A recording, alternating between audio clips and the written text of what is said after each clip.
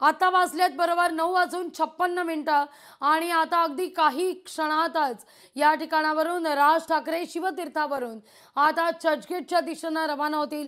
साधारणतः 10:15च्या दरम्यान राज ठाकरे सत्याच्या मोर्चा करता शिवतीर्थावरून रवाना होणार आहेत। या घडीची सगळ्यात महत्त्वाची ही बातमी आपण पाहतोय, विरोधकांचा आज सत्याचा मोर्चा आणि या मोर्चाचं नेतृत्व राज ठाकरे, उद्धव ठाकरे, शरद पवार देखील करणार आहेत।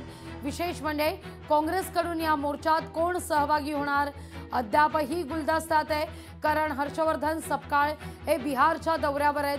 काँग्रेसचे झेंडे या सगळ्या परिसरामध्ये मोर्चास्थळी अभावानं दिसत आहेत।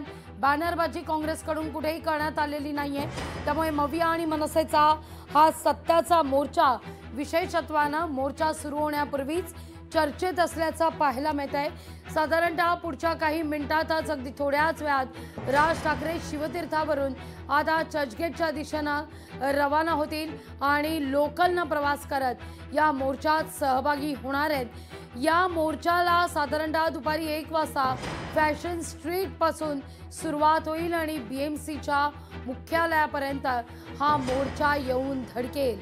साधारणतः 4च्या दरम्यान या मोर्चाची सांगता केली जाईल, सांगता होईल।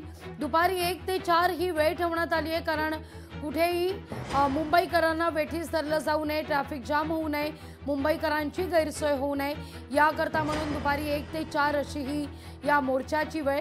राज्यभरातून अनेक कार्यकर्ते मवियाचे असू देत किंवा मनसेचे या मोर्चाकरता दाखल होण्यास सुरुवात झालेली आहे। या मोर्चास्थळी ठिकठिकाणी झेंडे देखील पाहायला मिळत आहेत। मनसे अध्यक्ष राज ठाकरे थोड्याच वेळात लोकलनं प्रवास करत मोर्चाला पोहोचतील।